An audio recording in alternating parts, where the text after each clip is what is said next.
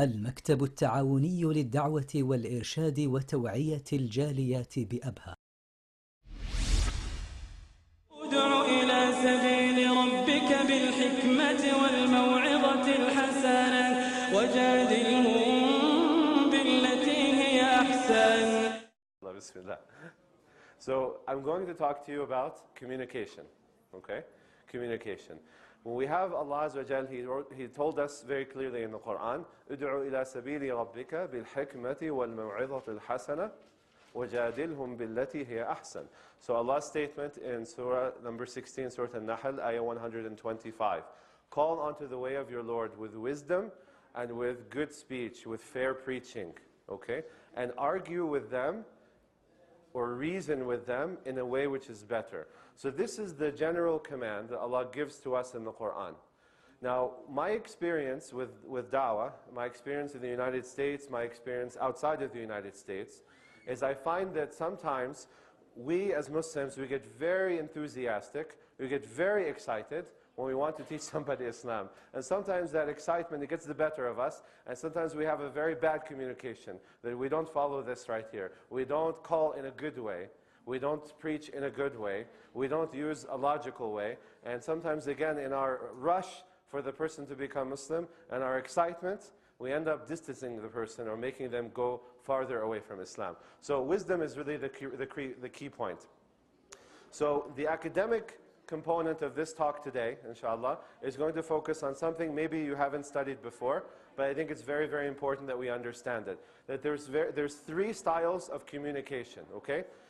Think about this as we're discussing it. Think about the people that you interact with in your job, in your home, in your family, okay? How do the different people that you interact with, how do they communicate, okay? So we have three styles. We have aggressive communicators, we have passive communicators, and we have assertive communicators. These are the three main styles. The psychologists, they will also add a fourth category, which is passive-aggressive. I will not talk about that today. So discovering your style is very, very important. You need to understand how you generally communicate, okay? And we're going to find out later that the assertive way of communicating is the best way to communicate, the most effective way of communicating. So you want to, as we're discussing these quickly because of the time, that you want to say, okay, that's me. And if you find yourself in the aggressive category, then we have a problem. We have to find a way to get rid of that. So let's begin with...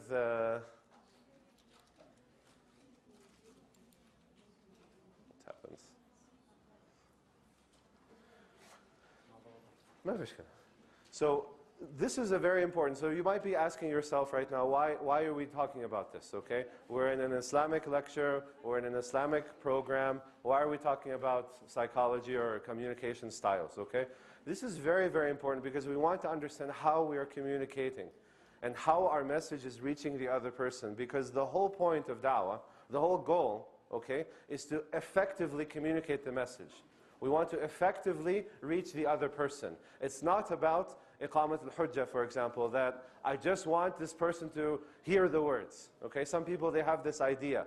Okay, my job is to tell you, and it doesn't matter how I tell you. Okay, if I tell you in the worst way possible, a way that makes you hate Islam, it doesn't matter because I told you. This is not what we want.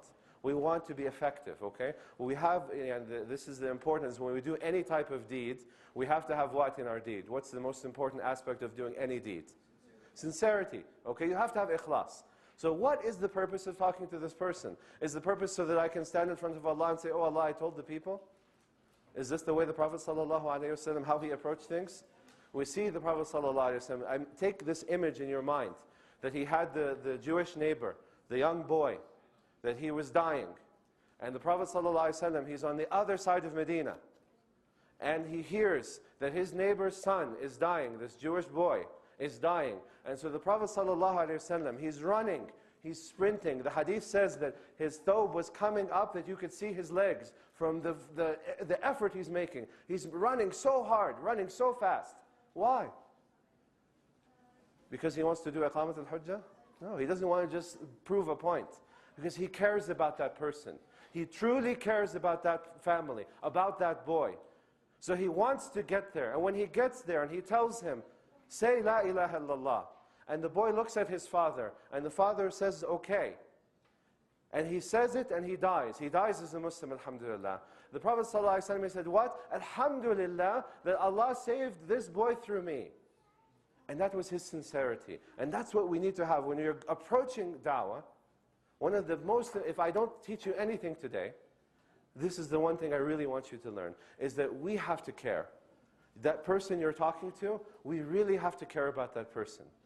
As a human being, that I really, truly am invested in you. I'm invested in your success. And so this is why good communication is important, why we need to talk about that. So here's I like to use a lot of comedy because I think if I don't use this, you'll forget or you will get bored with me. So this is doctors, okay, so we're in a hospital, it's very appropriate, I think.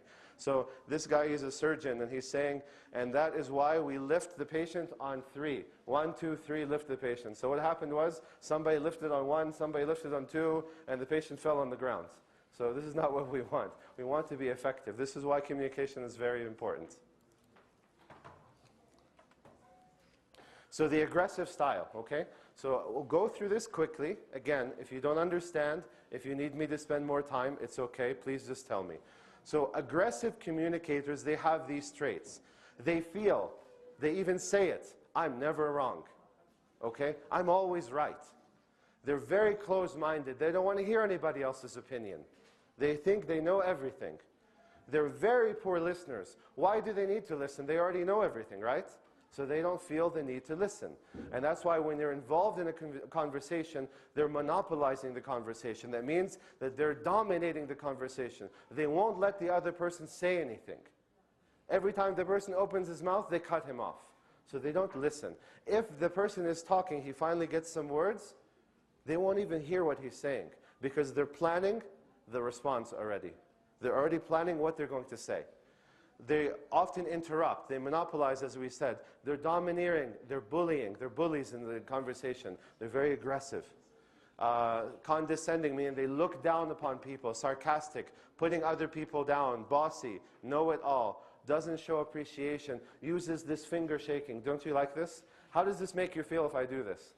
Makes you feel very bad, right? And it's so surprising. Why? Because you find that if you go online right now, go into YouTube, and you look for Islamic lectures, okay, particularly, unfortunately, in the traditional languages, okay, if you look in Urdu, you look in Arabic, you'll find most of the speakers doing this to the audience, okay? This is the best way to turn off your audience, okay? If you want your audience to hate you and not listen to you, do this, okay? And sadly, this is what our speakers do.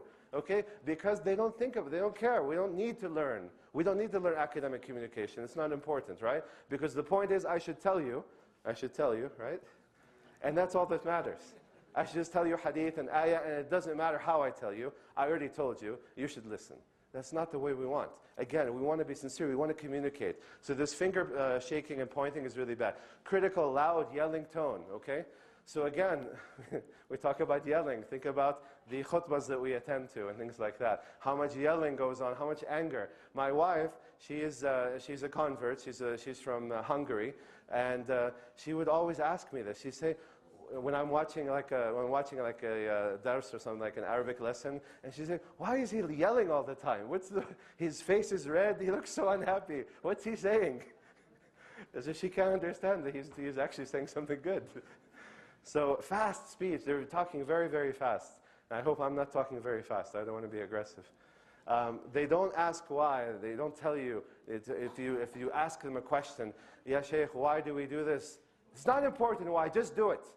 Okay? This is aggression. Verbally abusive. They feel like everything is an argument, a competition. I have to win. This is not, we're trying to solve a problem together. We're both invested. No, this is me. I have to beat you. That's the way that they feel. They provoke counter-aggression. They make other people feel sick. They make other people feel angry, feel frustrated. They foster resistance, defiance. The people who they're talking to, sometimes they want to hit them, because they're so aggressive. So they're making a lot of negative feelings in the person that they're talking to. When the person has to agree with them, the person agrees reluctantly. They don't agree by their own choice. They feel like they're forced into agreement. Okay? So again, why are we talking about this? I want you to look at this list. And I'll be happy to send you this list. If you say, I need to look at this more carefully, take my email, I'll send it to you. I'm happy to give you all the information I have, okay? But you have to look at this and say, is this me? Is this how I communicate with my wife, with my children, with my students, with my colleagues, with the people in the masjid, with my, with my family? Is this how I communicate? We don't want to communicate this way. The passive style, okay? Passive style is the other extreme, okay? So Allah Azza wa Jal, He said in the Quran that He made us ummatan wasata, that He made us a middle nation or a middle community. So we are not people of extremes. One of the best lessons I ever heard was one of my teachers. He taught us about how both extremes are bad, okay? Both extremes are bad. So the shaitan doesn't care which extreme you go to. As long as you go to an extreme, you're not following the middle road, which is what the Prophet ﷺ, he taught us to do. So the passive style is the other extreme. So this person doesn't want to make waves. You've probably heard people say that.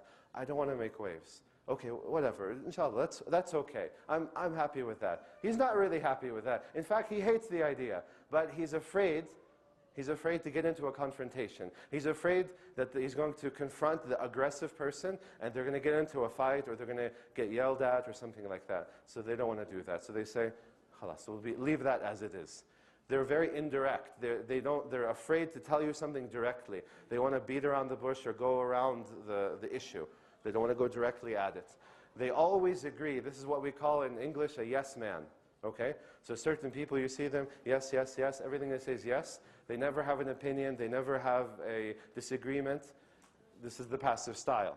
They're very hesitant. They apologize a lot. I'm sorry. Even their body language is weak and apologetic. They don't look strong. They're not standing and talking to you. They're kind of cowering. They sigh a lot. Sighing would be, okay, I'll do it. This type of thing, right? So clearly he's not happy, okay? But he's not willing to tell you that, okay? So all of his body language, if you're smart, you can see it. You can see he's very reluctant, he's very unhappy, but he's afraid. And he's passive. They ask for permission unnecessarily, so they'll keep asking, is it okay to do this? Do you mind? Would you mind? This type of behavior. Fidgeting, okay? You find them that they're always moving, can't stay in one position. This type of behavior, again, they're uncomfortable. They feel like, I wish my arms would go away. I don't know what to do with them, okay? Should I put them here, here, in my pocket, on my head? I don't know what to do with these things here, okay? So they're fidgety like that. They nod their head often. Again, this is the yes men. Yes, yes, yes, yes, okay? It's all they want to do. I can't. I'll try. These are their very common phrases that they will use, okay? I can't do that. Oh, okay. I'll try. Okay, so the sighing, the fidgeting, I'll try, I'll make an effort. They will never disagree with you. They often feel that other people have more rights than they do.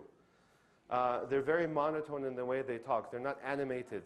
So in their speech, you won't find fluctuations that they go from high to low. Their speech is very boring. You can go to sleep if you're listening to them. They agree externally while disagreeing, as we talked about.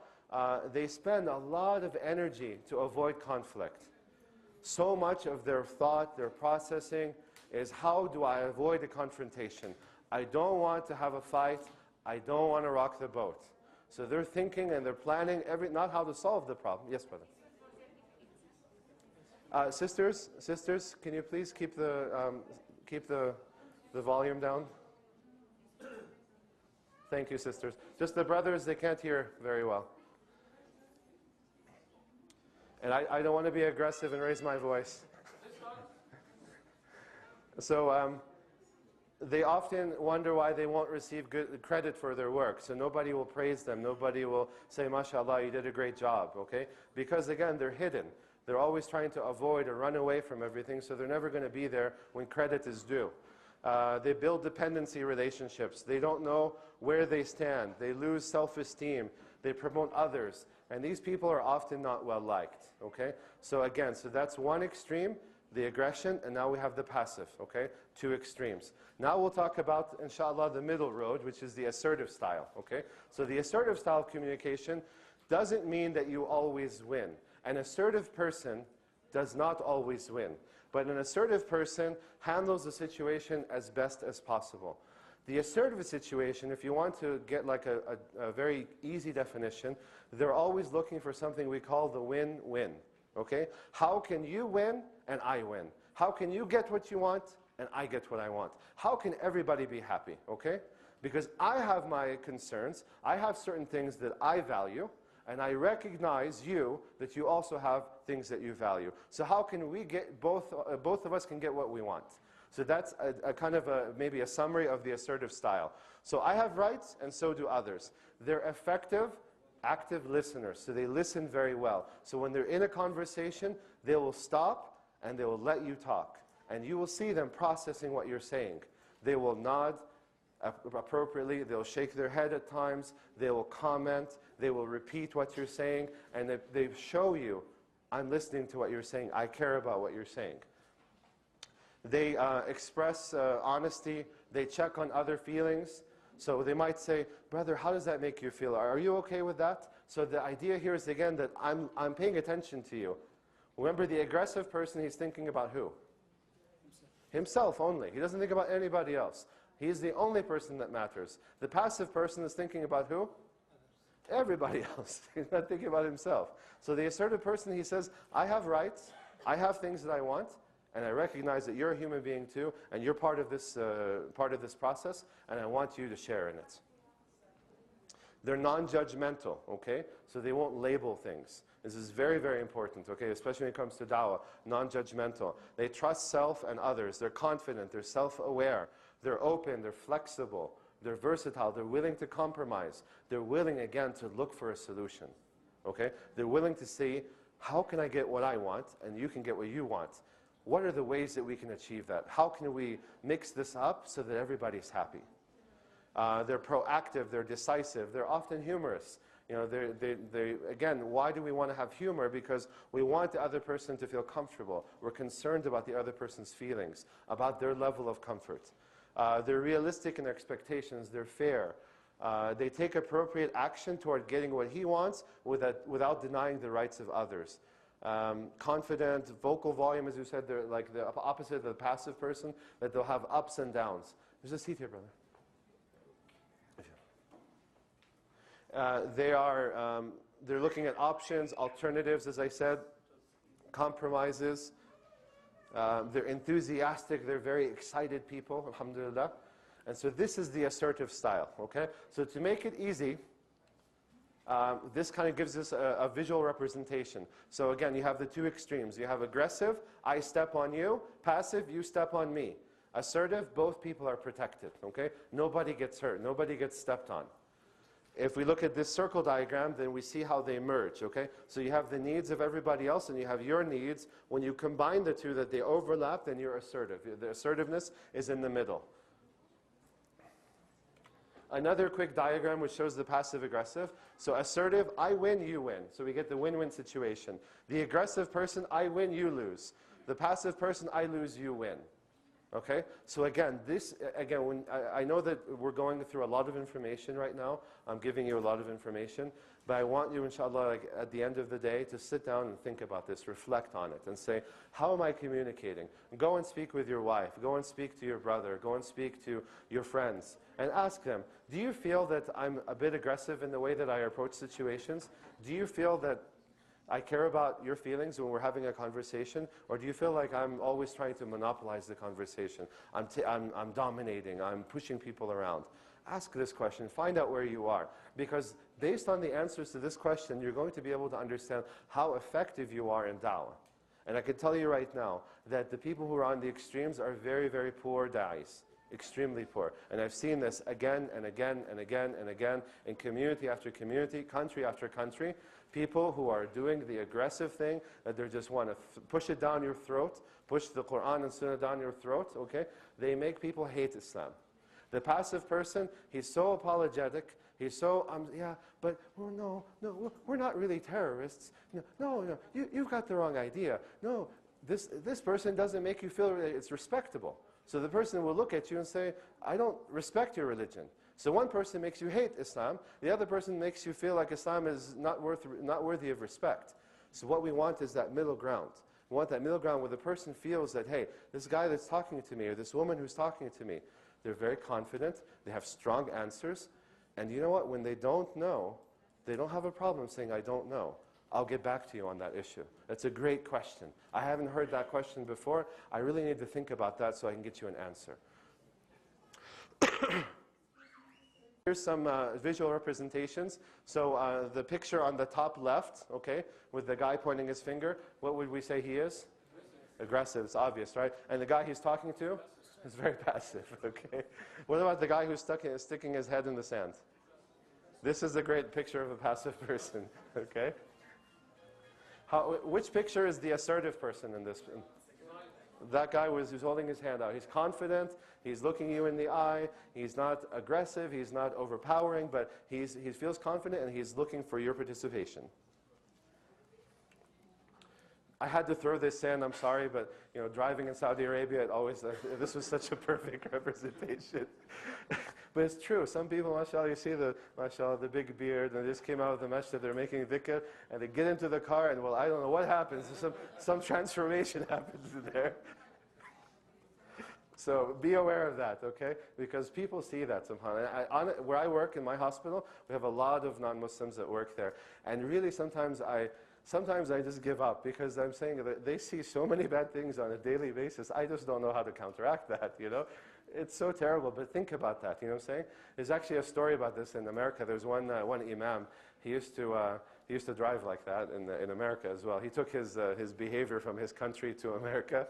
And so he said, when I get in the car, I take off the kufi because I don't want people to represent Islam with my driving. So, is aggression useful now? Okay, so we talked about what's good, what's bad, okay?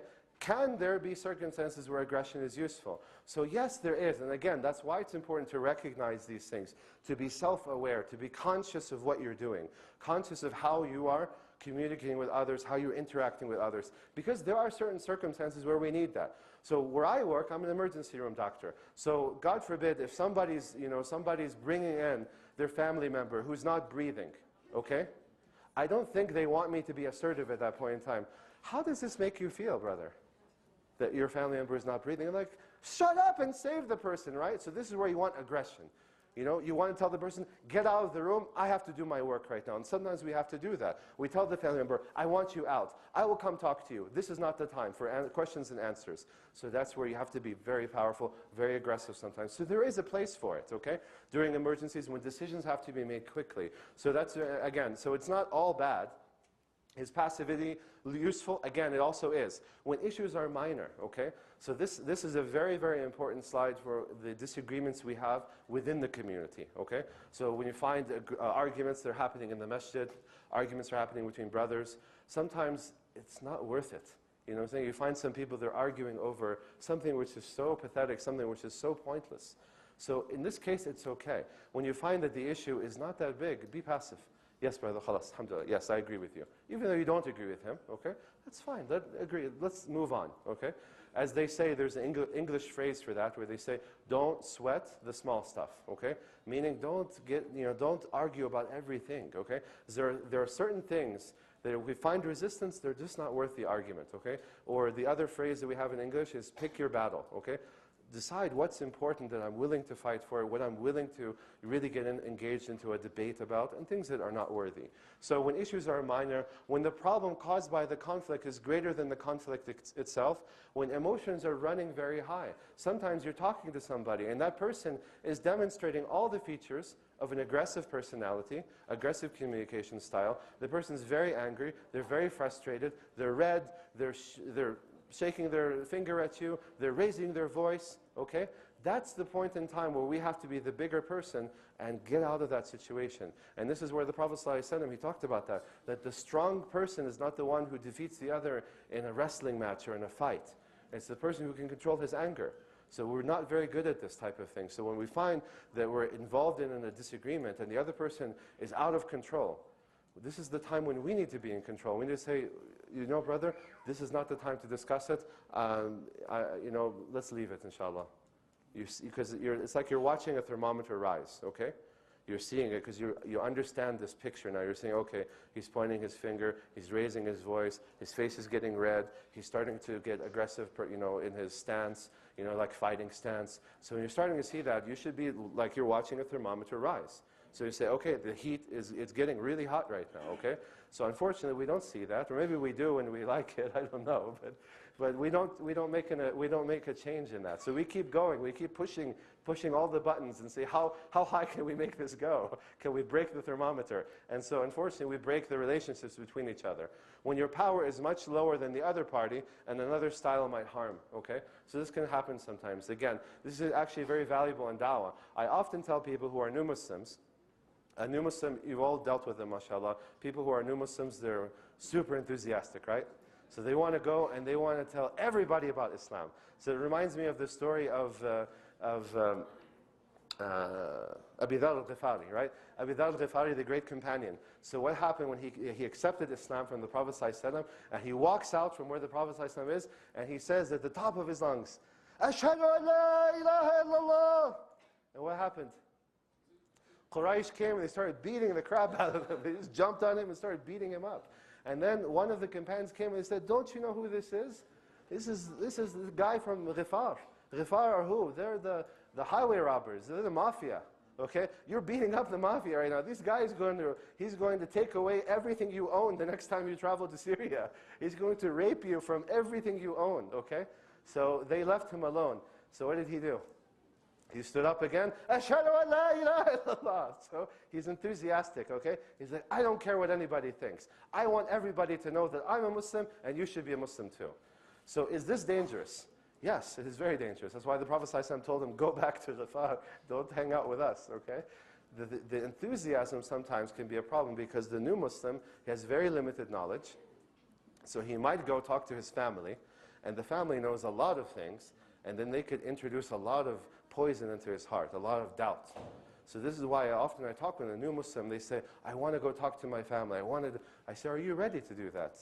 Can you answer the basic questions? Why don't you cool down a little bit, relax, let's learn, let's study a little bit, let's get you grounded, let's get you established, get your feet firm on the ground, okay? You're a little baby right now, you're still crawling, you can't even walk. Let's get you to the point where you can run, then you can talk to whoever you want. Then you're capable of doing that. So again, a passive communication style would be important in this case. And I have actively encouraged new Muslims that I've talked to, that I've counseled them. I said, you need to be passive with your family. When they open the conversation, you do not continue it with them.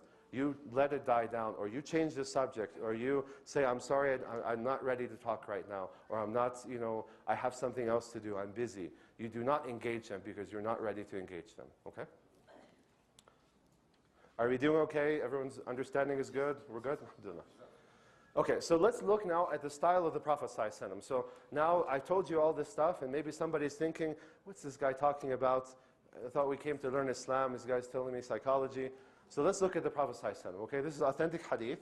Abu Hurairah, radiallahu ta'ala anh, he narrates that a Bedouin, he came to the Rasulullah sallallahu alayhi wa sallam, and he said, my wife has given birth to a black child. So obviously he's not black. The father is not black. And so he said, clearly she must have done something, not with me, okay? She's doing something else with somebody else. Because I'm not black and I have a black child now. How is this possible? So he said, I disown this child. He's not my child. I swear he's not my child.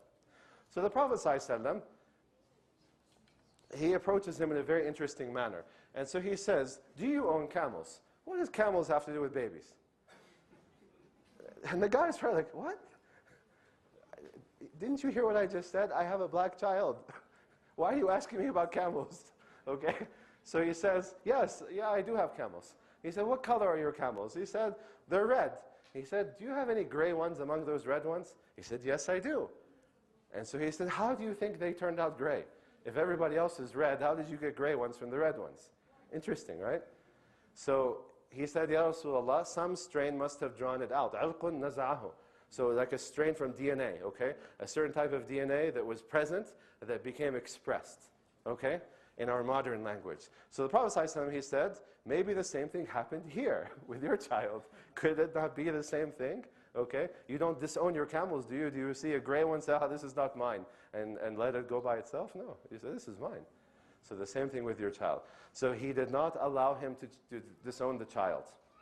Okay? So the question is, what style did the Prophet ﷺ use? Huh? No, from the styles we talked about. So passive, aggressive, assertive.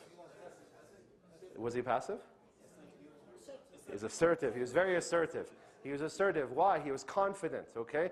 He said, the guy is not dealing with logic. Okay. We have to go around with him. Okay. So he went around. He followed him all the way through, and he was confident about it. Okay. So he didn't say, "Oh, wallahi, I'll have to wait for Jibreel for this one." Okay. That would be passive. Okay. He could have been aggressive as well. How would he have been aggressive? How to abuse your wife? Divorce. Yeah, he would have said, "I'm Rasulullah, and this is your child. Get out of here." Okay? Don't ask me any stupid questions. That would have been aggressive style. Or he could have said, "You're right. This is not your child. Divorce your wife and leave me alone." Okay? This is aggressive. Okay? So the passive we have that he'll, I don't know. I'm not really sure. Well, wallahi, you have a good point. So that's passive. But he was assertive. He was confident, and he recognized the situation in his hand, in front of him, and he said, how am I going to reach this guy's mind? How am I going to convince him? So he went around with that, okay? What was the Bedouin style of communication? That's easy. Aggressive. Okay. So the sunnah of communication, this is a very, very important piece of information, okay? Again, because, subhanAllah, sometimes we don't recognize the treasure we have in Islam. We have enormous treasures that oftentimes we don't pay attention to them, and we don't take advantage of them, and we're not grateful for them. So how do we communicate based on what the Prophet ﷺ taught us? So I have a few hadith to share with you. Aisha, she reported that Rasulullah ﷺ, he said, Allah is kind and He loves kindness. And He gives for kindness and gentleness that which He does not give for anything else. So this is a very, very important aspect of your communication. I want you to be assertive, but you have to be kind as well. You have to be gentle. And this is a very, very important part of demonstrating our iman. Because again, we're living in an era, brothers and sisters, right now, sisters especially, who are not listening, but we're living in an era where there is a lot of talk, okay? You can get on YouTube right now and you can put in anything you want. Search for anything and you will find a lot of videos on anything, okay? So there's a lot of talk. There's a lot of people giving lectures. Doesn't matter if they're in Islam, on Christianity, on Buddhism, on Judaism, on atheism, on whatever ism. They're creating new isms every day and they're having lectures on those isms, okay? Whatever subject, there's a lot of talk. The politicians talk, the religious people talk, the sports players talk, the actors and the actresses talk. Everybody's talking, right? And people are sick of the talk, okay? Human beings are sick of all the talk because all of that talk has nothing else with it, has no action with it, okay? So we can talk all we want about how Islam is peace and Islam is gentle, but then you show up with your finger shaking and aggression and you have to believe and you're going to go to hell. Where's the gentleness? Where's the kindness, okay? So remember this approach. It's very, very important that we always have to check ourselves. There was one of my teachers once, I went to pick him up from a hotel. He was going to give us a lecture. And when I saw him, he came out of the hotel room and he stood there in the hallway for a few minutes. And he was silent. And I looked at him and I said, "Did you forget something, Sheikh? We can go back to your room." He said, "No." But he didn't tell me anything. So I wanted to ask him, "What are you doing?" "We have to go. We have a lecture." Okay? "You were standing in the hallway doing nothing." He said, "I'm thinking about my intention." Okay? "I'm thinking about my intention." So he said, it's important for me to do this before I do the action, during the action, and after the action. I need to think about that. And it's the same thing goes for all of these things. When you're involved in a dawah or situation, it doesn't have to be with a dawah. It could be, again, dawah, we often think it has to be with non-Muslims. It could be just talking to your brother in the masjid. It could be talking to your wife at home. It could be talking with your parents, with your child. We should stop and ask ourselves, how am I communicating right now? Am I being kind? Am I being gentle? Can I do a better job as what I'm doing? So take those moments, just stop and just ask yourself, what am I doing here? Don't get lost. Aisha, she also reported, radiallahu anha, that the Prophet ﷺ, he said, whenever kindness is in something, it beautifies it. And when you take kindness out of that thing, it makes it ugly. So we want kindness in everything we do, in every act that we do. Believe me, people will recognize this, people will notice it. And I've heard it again and again and again from people that I see that they do this, that other people, they comment and they say, you know what, I noticed that this person, he does this and this and this. People are watching you. Sometimes we forget that they're watching you and they're analyzing you. And they want to see, is this guy for real? Is he really sincere? Or is he just like everybody else? You make a big beard, you go to the salah, and then you do all the bad things after that. So we want to see, are we being sincere? Are we implementing what we're talking about here? Or is it just empty speech? Abdullah ibn Mas'ud radiallahu anh, he reported that Rasulullah sallallahu alayhi wa sallam, he said, should I tell you who is unlawful for the fire? This should, for us, all ears should be open right now. All minds should be open. How can I be a person who the fire is prohibited to touch? The fire would be haram for you. It cannot touch you. How? It is unlawful for everyone who is easy, flexible, modest, and uncomplicated. And this, after what we've just went through, is a perfect description of what type of style? The assertive style, right? If we go back, I will find all of these words for you and everything I presented to you.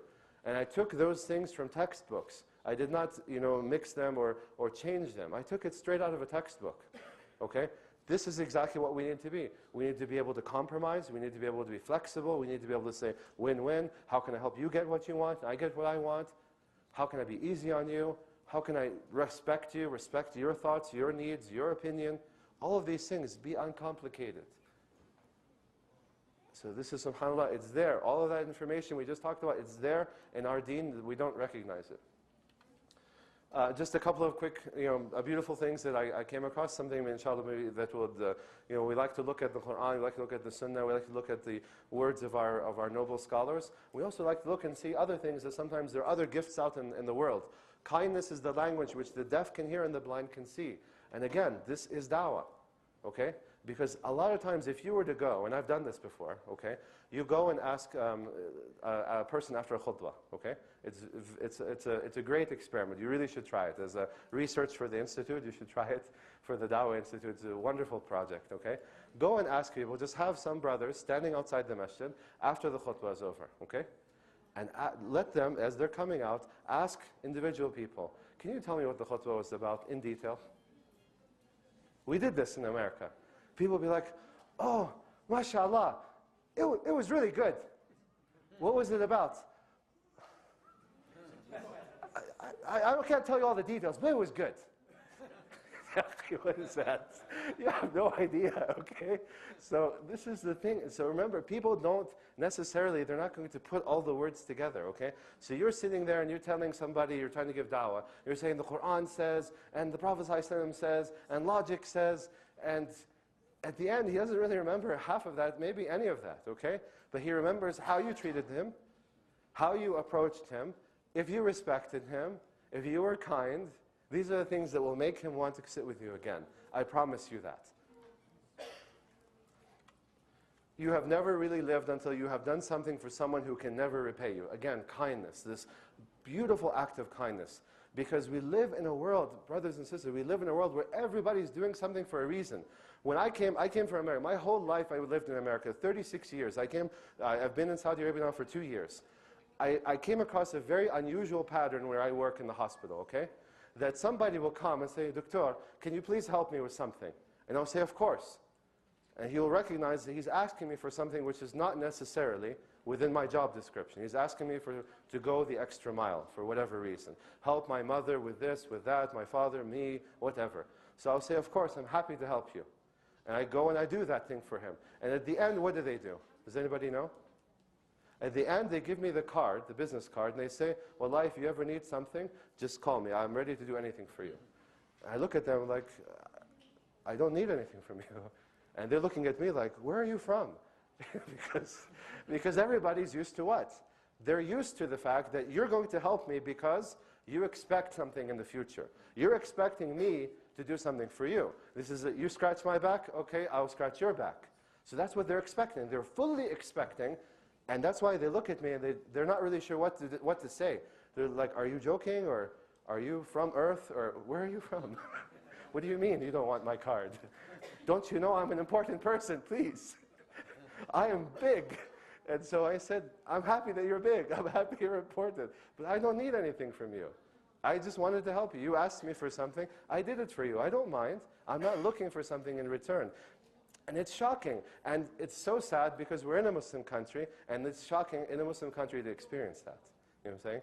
So this is what we want to develop. We want to develop this routine where we're just doing things randomly for people for the sake of Allah. We're not expecting anything from that person, a thank you, an appreciation, money, a favor, wasta, none of that stuff. We don't care about that. We're doing it for Allah's sake. And believe me, the da'wah that this results in is extremely powerful. It's very, very powerful. I'm telling you because I'm experiencing it right now in my hospital where I'm dealing with a lot of Muslim people, and they're very shocked by that. And it causes them to kind of be ashamed, because then they realize, wait a second, why do I think like this? Why don't I think like this person? Why am I not thinking like that we should just do things for each other because you're my brother, I'm your brother, and we're supposed to help each other. This is our deen, okay? So I look at you, and I'm so happy right now because I look at a room that's filled with people that I call them, and I feel that they're my brothers and my sisters. And if any one of you needed something from me, I don't care what you can give me or what you can do for me. I just care that I can help you. And this is, again, we look at the hadith of the Prophet ﷺ where he said, the most beloved human being to Allah is who? The one who is most useful to other people.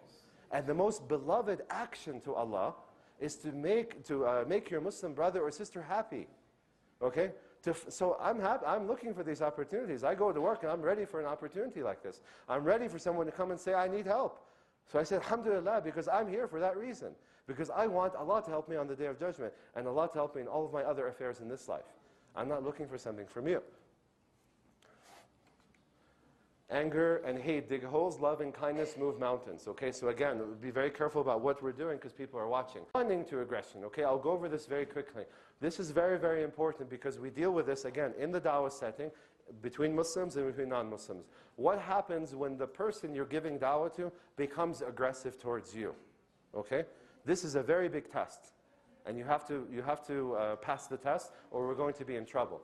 So, are these the right answers? Okay, I'm going to read them to you, and you guys can tell me at the end of this slide, would you agree? Should we repress our feelings and needs, be submissive to the person? Should we judge and label the person by saying, you know what, you're a jerk, or you're rude, I don't like you? Gossiping and complaining about the person, so we're very passive, so we don't want to say anything to the person in front of them. As soon as they leave, they say, yeah, did you see that guy? What a loser. Okay? So we talk behind their back. Ordering and demanding. Stop! Getting aggressive ourselves, fighting, raising our voices, getting our aggressive stance, our fighting stance.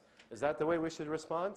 Blowing up, swearing, hanging up on the person if it's on the phone, running away from the person.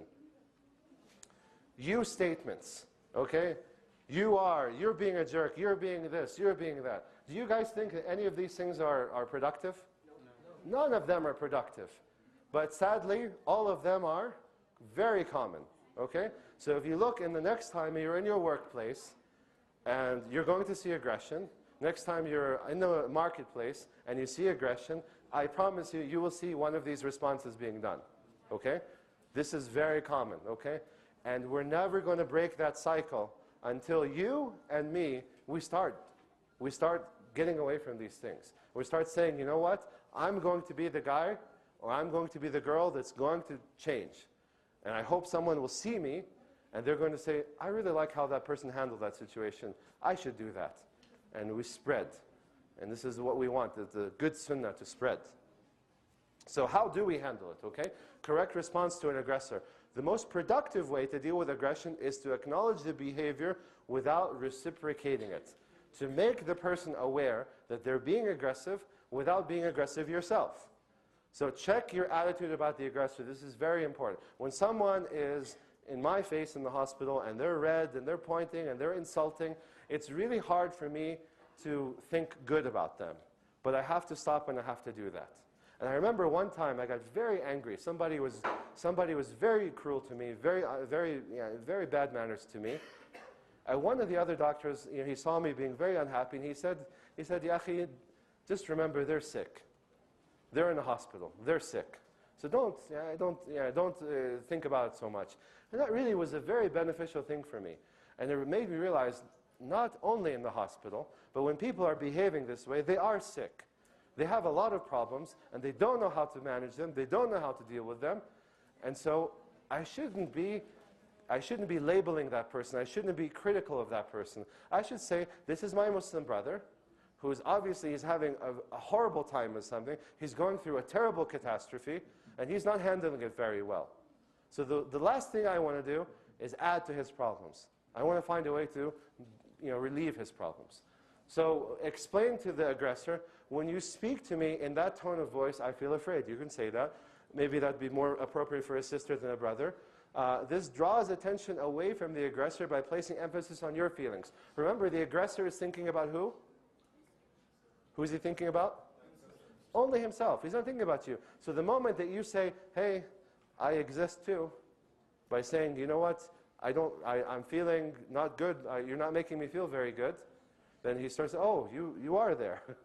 I thought it was just me. Okay? So then all of a sudden it opens the door for him to acknowledge you and then to acknowledge his own behavior. It's possible that the aggressive person simply did not realize that their actions were doing that. And I've seen this oftentimes in the hospital. Many times I'll talk to somebody and they'll look at me like literally with horror in their eyes. Like I tell them, I said, you know what, I'm here to help you and I don't appreciate the way that you're talking to me. And they look at me like with horror. Why? They're astonished. Why? No, they're astonished that they didn't see themselves that way. They couldn't. They're like, oh my God, I didn't mean that. I'm so sorry. I had no control of myself, and I didn't realize it got that far. Okay. So a lot of times, so many times I've been up to people. I said, you know what, you're not really. I'm sorry. The way that you're talking to me, I'm feeling very disrespected. Shock. Oh my God, please. I'm so sorry. I never intended that. I am so sorry. That's not at all what I meant. I was just very angry, and I let it out in the wrong way. So they immediately what? They immediately focus in on the problem. You don't have to tell them anymore. And they say, I'm sorry. And then they change. They say, okay, I need to change my behavior. It's an amazingly successful technique. And I've had students with me, medical students who are with me, and sometimes there's a guy right in my face. He's screaming, he's yelling, he's insulting. And I do something like this, and suddenly it turns around on him, and he's like, he doesn't know what hit him, and he's like trying to say, okay, because he's waiting for me to do what? Huh? To be aggressive in return. He's waiting for me to like get in his face, to yell at him, to throw him out, to punch him. He's waiting for that. So when you really surprise him and you pull something very unusual out of the bag, and you kind of make him recognize, hey, you're not being very nice, okay? Then all of a sudden it shocks them, okay? And so the students will come and tell me, they say, Doctor, how did you do that? How did you resist? Wallahi, if that person had done that to me, I would have, done X, Y, and Z to him, okay? So I thought, this is not what I want. We want to resolve the situation. It's not about my ego. It's not about me, okay? It's about let's solve the problem, okay? And this is, again, the humility of Islam. In many situations, drawing attention to the effect of the aggressive behavior is enough to stop it. As I just told you, making them aware, they stop, and then their eyes get big, and they're completely bewildered, and then they're just apologizing to you. Never allow the situation to escalate. So if you see a person, and there are people out there, many people, typically men, that you know this guy is, you don't know where this is going to go. It may very well end up with him pulling out a knife, pulling out a gun, doing something very dangerous, okay? This is when we need to be passive. This is when we need to de-escalate the situation. I'm sorry, I cannot talk to you right now. I apologize that you feel this way. I recognize that you're very unhappy. I will do everything I can to help you feel better, to change the situation. But right now, I don't think we should continue this conversation. So I've been passive, and at the same time, I had a little bit of assertive behavior. And most importantly, I got out of the situation. Okay? So look at some quotes here. These are things that specifically work. When you focus so much on your needs, feelings, and activities, I feel disrespected and frustrated. I need you to want to respect my needs and opinions equally with yours. Try this at home, okay, sisters? When your husband is not being nice to you, try this. It's very effective, okay? How do you feel about people that are aggressive? You can ask somebody, someone's yelling at you, berating you, and you say, excuse me, how do you feel when someone is aggressive towards you? Again, it's a very unusual question because they're not expecting that. And then they're like, well, I feel horrible. And you tell them, yes, I feel the same way, and that's exactly how you're making me feel right now, okay? So it really, again, makes them stop. And believe it, it's very, very effective. I can tell you from lots of experience this works. And so this does happen in da'wah.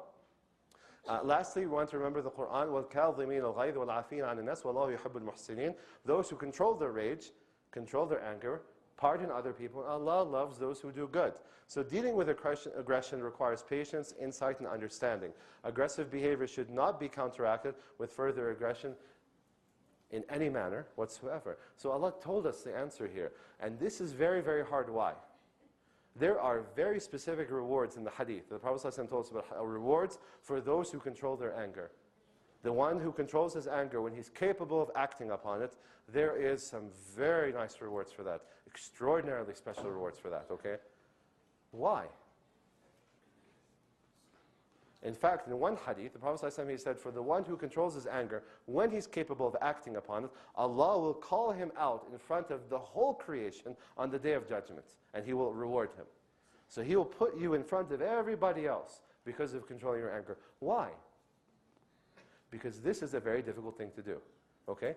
As we all feel, when someone's yelling at you, you start to say, why, how dare he? How dare he talk to me? I will show him. I will put him in his place, right? This is what we hear, right? This is the type of phrases we hear commonly in the society. Whatever society, America, Russia, Saudi Arabia, it doesn't matter, okay? How dare you talk to me like that? I will show you. This is not what we want. We're looking for settling the circumstances. If that means that I'm going to allow you to get away with saying something towards me for the sake of Allah, I'll do it. I'll do it because I want that reward from Allah and because I don't want you to get worse. Okay? I don't want you to increase the sin that you're already doing. Okay? So this is, again, very important stuff. I wanted to set this kind of ground. Another ayah from the Quran on the same subject. So part 2, specific strategies, okay? Handling new Muslims. This is a very, very important principle, okay? A lot of our focus, and one of the things that I can say globally, we have a big problem with this as Muslims, okay? We're very, very interested in getting people to say La ilaha illallah Muhammad Rasulullah, and unfortunately after they say it, okay, Jazakallah khair, man, okay. Just go to that, there's like some room for new Muslims, I don't know, just get out of here. Okay, brother, would you like to learn about Islam? Right? So it's all about, we want that person to say it. We don't care. Again, this is not sincere. Okay? Because now you've got a new brother who is bewildered, who's got a lot of problems, who's got a lot of difficulties to face. It's for us, it's very, it's something we never stop to think about. Can you imagine right now that you were to go to your family that you love, your parents that love you, the parents that spent on you, your parents that care about you, and tell them, I'm sorry, but everything that you raised me with, I disagree, and I've taken a completely different path, which is the path that you disagree with? How they would feel about you, how they would disown you, how they would oppose you, how they would fight you, that your friends would not want to be part of you, maybe your wife will want to leave you, your husband will want to leave you. We don't think about this. It is catastrophic sometimes for a new Muslim, okay? The things they're going through their life, they're going through a lot of difficulties, okay? A lot of people, they have no idea how to tell their families. I'm dealing with people right now, new Muslims, who have no idea how to talk to their families. And I've told them, this is where I've given them passive advice. I said, be passive, it's okay. We'll find a way for you to do your salah. We'll find a way to teach you.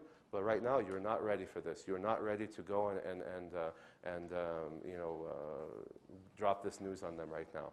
So let's wait. Let's get you stronger. Let's get you more. Let's get your iman to be stronger. And then we can worry about how your family's going to deal with it, okay? But we never think about this. This is a very, very important job. And this is what, wallahi, I think this is where the true reward is. The real reward is not necessarily in them becoming Muslim, but in the process you do after that. And I remember one time that Yusuf Estes, he was talking to me about, he said that they went to Mexico, and he didn't know anything about Islam at the time. He was very limited in his ability to give da'wah. But because he has that sincerity, I'm sure all of you know about Yusuf Estes. He's a very sincere man, mashallah. He really, truly, sincerely loves people. He really wants people not only to become Muslim, but to succeed as Muslims, which is the whole picture. So he went to Mexico. He doesn't speak any Spanish. and he doesn't know that much about Islam. So he found a guy that had become Muslim, and he said, I want to teach you Bismillah. So he sat there and told him Bismillah. So he said, drink, Bismillah. Eat, Bismillah. Pray, Bismillah. This, Bismillah. So the guy got the idea. He figured it out through the sign language. And so he said, subhanAllah, he said, you know what?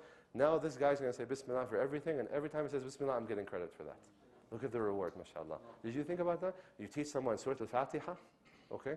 What kind of ajr you're going to get for that? That's all their prayers because of you. You're going to get all that reward. So the new Muslim, mashallah, is a gold mine, okay, of things that you can teach them, things you're going to get ajr for. And think of, there's one guy that I deal with right now from one of the, we're doing an electronic dawah as well. And this one brother, he became Muslim. And he said, I need your help. I really want you to give me some special time. I said, I'll give you special time. He said, because I really love Islam and I want to give da'wah to everybody. So I started giving him private, like he would call me, I give him my Skype, and he contacts me and so forth. And so every time, like every 2 weeks, 3 weeks, I talk to him. His name is Omar.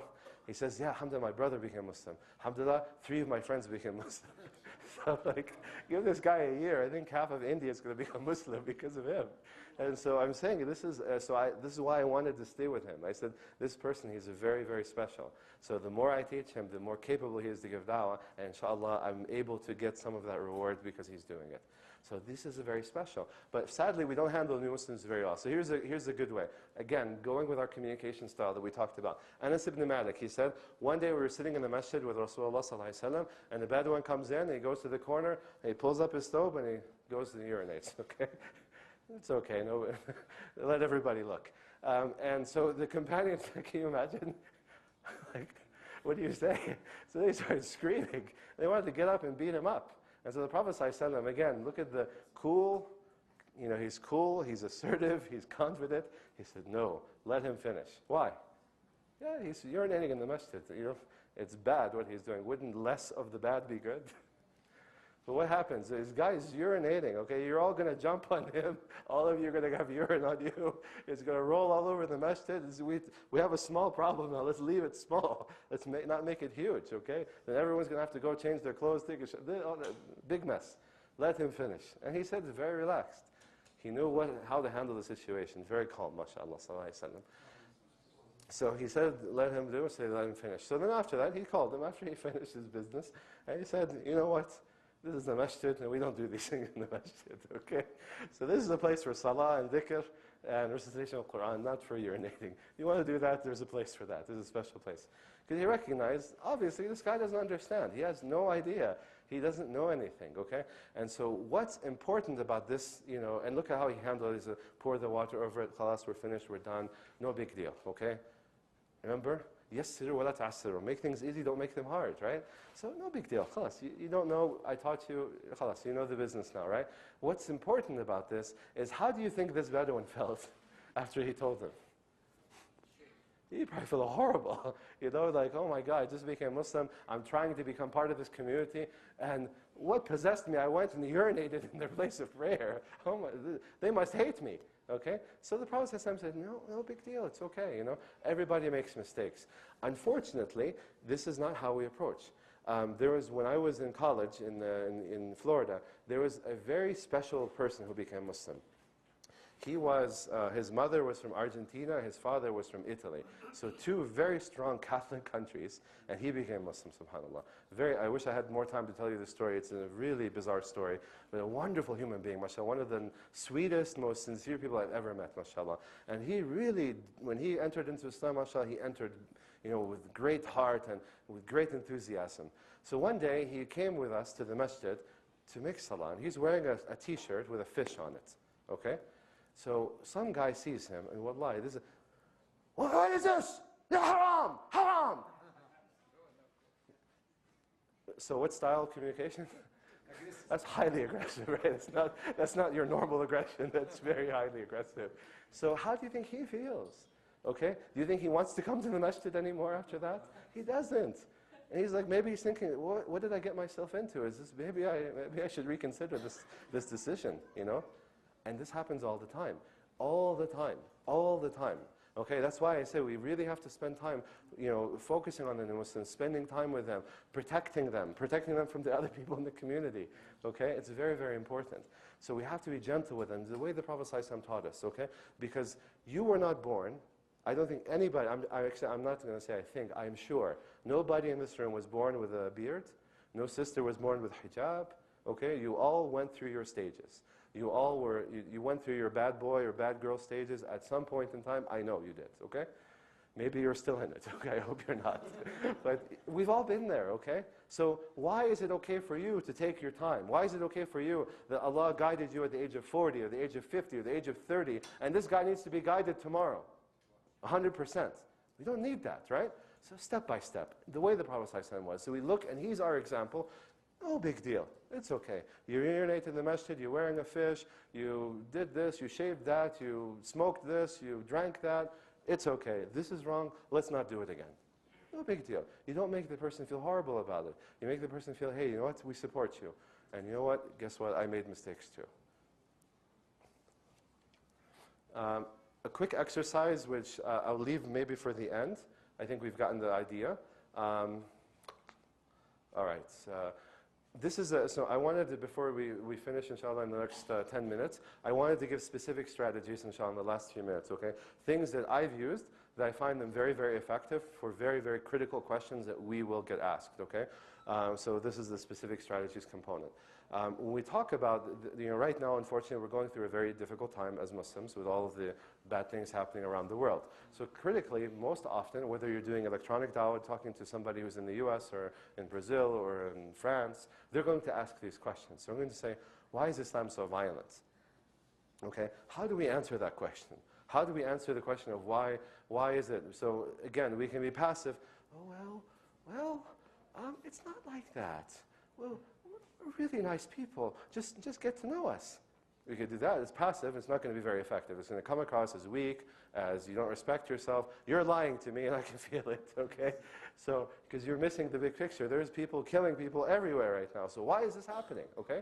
So this is a very critical question, and this is a very, very important answer, a very important way of dealing with the problem, okay? So a lot of times when people, they talk to me, they say, you know what? They say, Jesus is all about peace. Jesus was kind, he was gentle. You slap my face, I'll let you slap the other. You want to take my shirt, I'll give you my pants. Whatever. I'm not going to fight you in anything. Okay? Right? And this is the representation of Jesus in the New Testament. Okay? This is what they understand. And they say, but Muhammad, he's fighting wars, he's killing Jews in Bani Qurayza, he's doing all these different things. I don't know. Jesus seems like a nicer guy than Muhammad. How do you handle that situation? How would you guys handle it? Anybody have a style that they like? I'll share with you mine, okay? What they're doing, when we break down the argument, they're comparing apples to oranges, if you understand that style, okay? They're not comparing the same thing. So when we look at Jesus, he has how many phases of his life? One phase. No, he has two. One phase or phase? Phase, not face. Phases, time periods. How many time periods he has? Before prophecy and after prophecy. Jesus.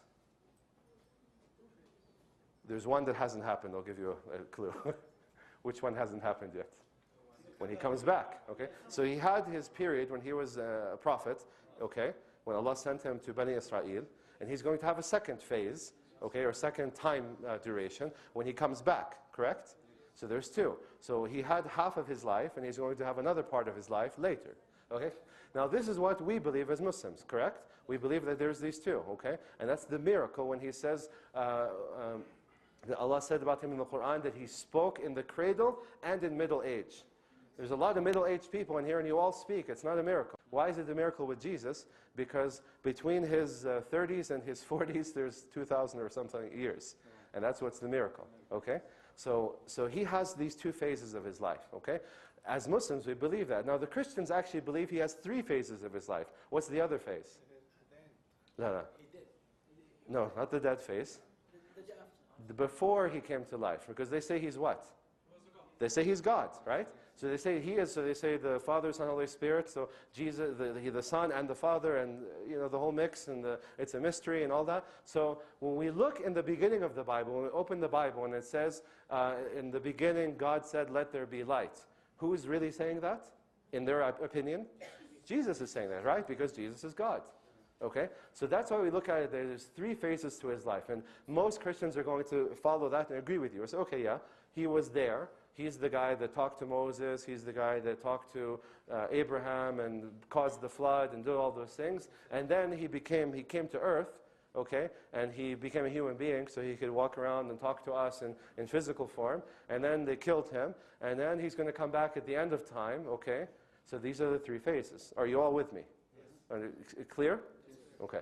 So now the problem now they've opened up a huge can of worms for themselves, okay? Because everything I'm going to read to you right now is Jesus phase 1. So we have 3 phases, so make it easy. So we have phase 1, pre-New Testament, okay, Old Testament stuff. We have phase 2, New Testament. We have phase 3, end of time, okay? So phase 1, Jesus, this is what He's saying. He said to King Saul to attack the Amalekites, and He said, and utterly destroy all that they have, and do not spare them. God says through the prophet Samuel, but kill both man and woman, infant and nursing child, the baby who's still nursing, kill him too, kill the ox, kill the sheep, kill the camel, kill the donkey, kill everything. Just don't let a living thing exist. And this is the concept of herem, H-E-R-E-M, not the other one. So this is herem, okay? And this is the principle which is found. And in fact, when you look at the Crusades, and you look at even some of the battles between the Protestants and the Catholics, they use this principle. Their priests were saying, we need to invoke herem, okay? Meaning we need to wipe these people from the face of the earth, okay? Nothing left. Even babies. Kill the babies as well, okay?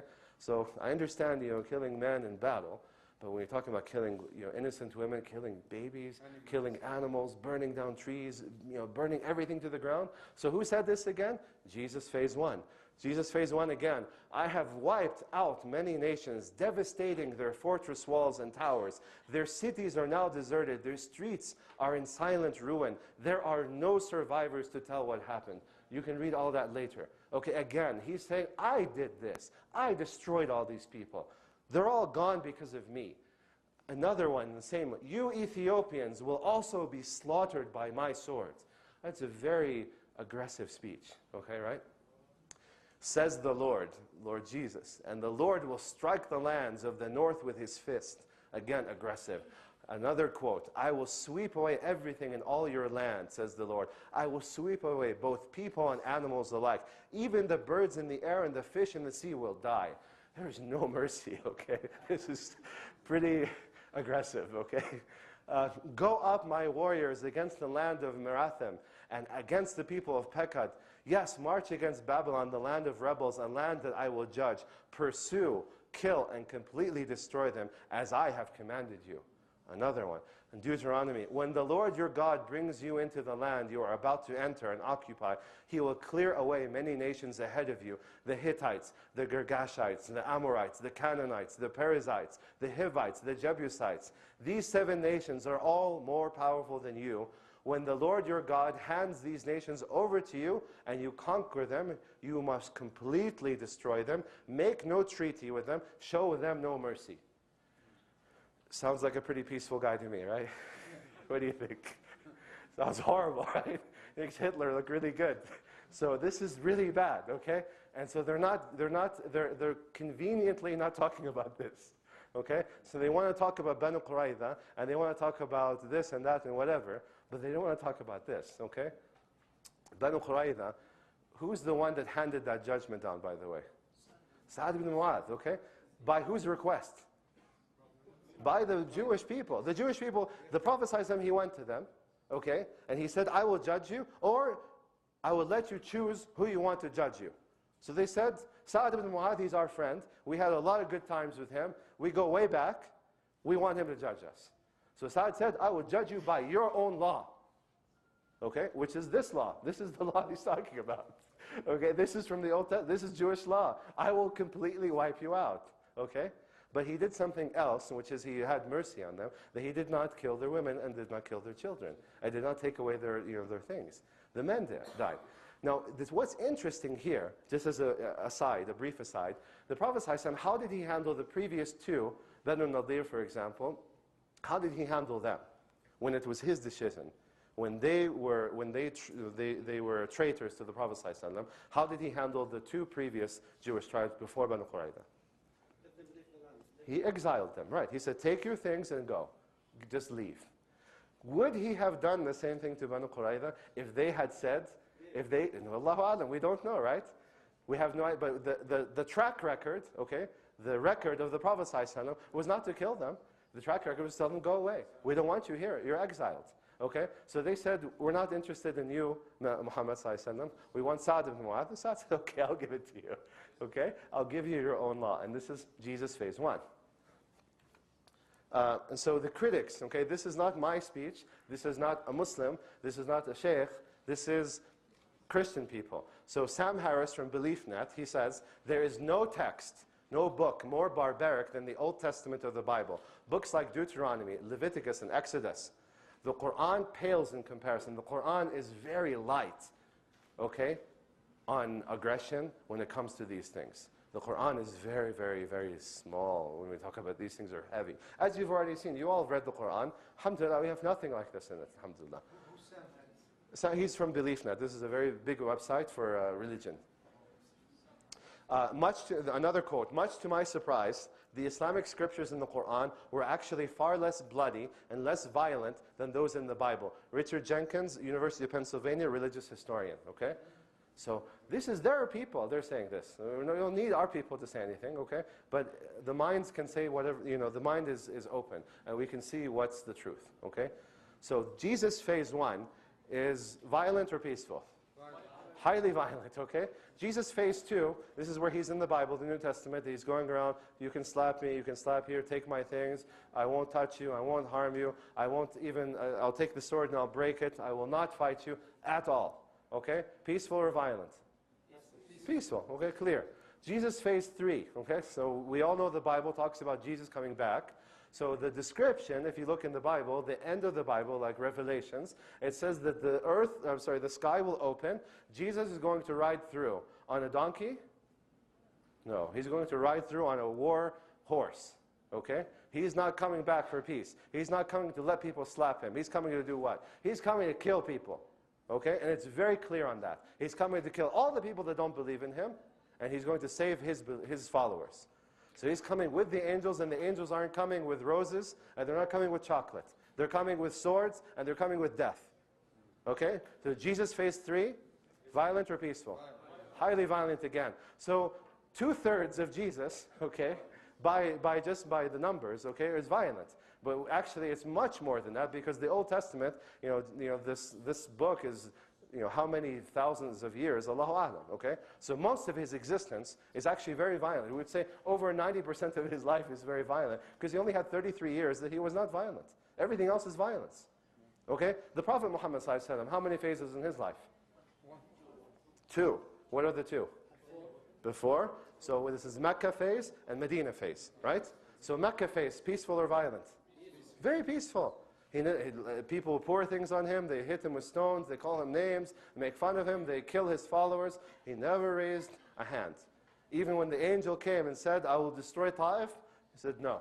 Maybe there are people who will follow me, or follow Allah, worship Allah in the future. Don't destroy them. Okay? So the second phase of the Prophet ﷺ, he fought wars. He was a statesman. He did these things. So when you put it in perspective, it doesn't look the same anymore, right? Because they want to compare a New Testament Jesus to all of Muhammad ﷺ's life. And you say, no. The Prophet ﷺ is the same way as Jesus. He had a phase where he was peaceful. And then Allah commanded him, like he commanded all the other prophets, there's a time that the law has to be laid down, and he did so. Okay, so that changes. Another idea. One guy, he called me, and he said, Doctor, I'm having a hard time because I read the Quran, and it's got a lot of violence in it. And this isn't part of Christianity. I'm not used to this.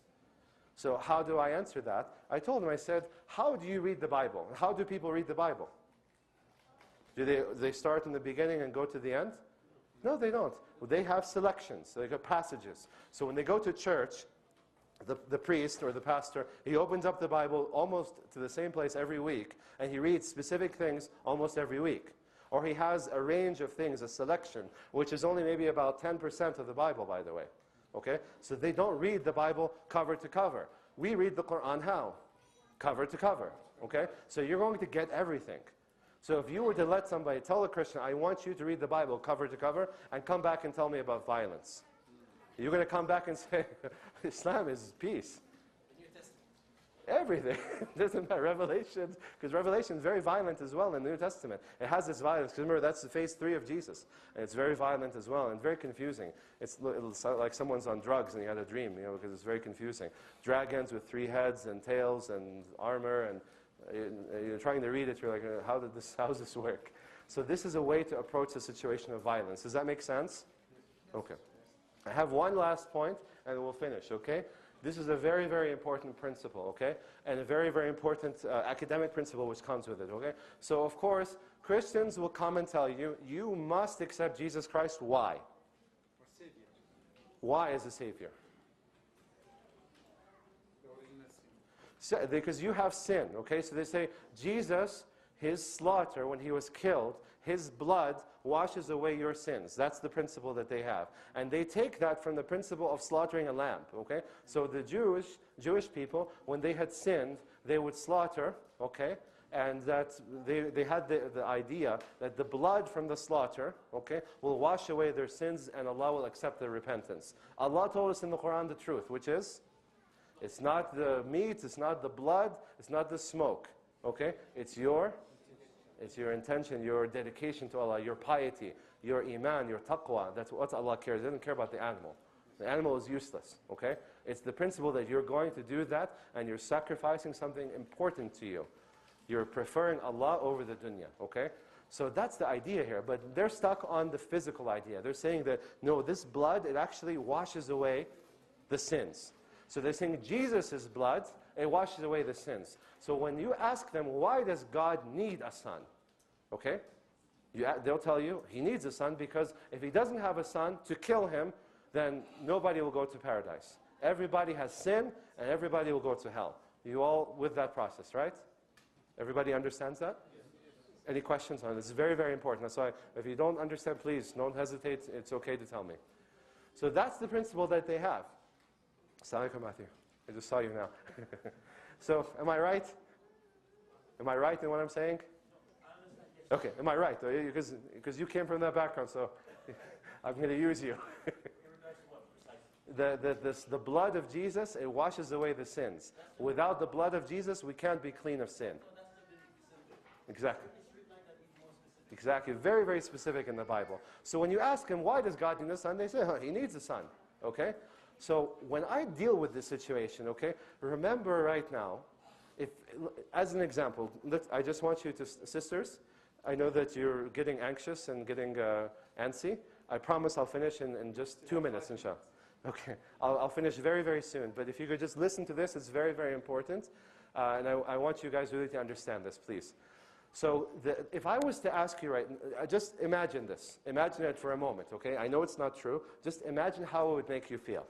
Imagine if I came to you right now and I told you, Islam is wrong, there is no such thing, and I have evidence of that. I'm going to show you evidence right now that you're wrong, you've always been wrong, your family is wrong, everybody that talked to you is wrong, your whole life is wrong. And you need to accept what I'm telling you. How will that make you feel? Confused. What's going to happen? You're going to have something we call psychological trauma. Okay? So this is what happens when somebody is exposed to something that they cannot handle. Okay? So when we look, for example, we look at, in psychiatry, we look, for example, at a child who is abused. Okay? So a small girl who is raped by someone in her family. Okay? This is a trauma that no human being can withstand. Okay? It destroys the psyche of the person. So they have to put up all kinds of walls around their brain in order to continue living. Otherwise, there's no way to live. Okay? They're going to just be, they won't be able to communicate, it's such a huge amount of trauma to the mind.